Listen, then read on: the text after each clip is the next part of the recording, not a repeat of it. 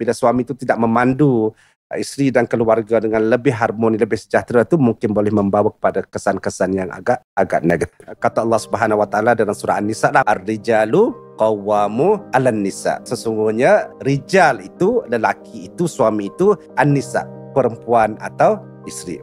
Kalau kita baca Ibnu Katsir lah ya, tafsirnya, kataan qawwam tu dia banyak ya, pemimpin, penjaga, pembimbing, penjana, macam-macam lagi lah. Ada ulama mengatakan bahawa qawwam tu juga termasuk tugas suami itu memberikan kesejahteraan kepada isteri tadi. Sebab qawwam tu besar tugasnya.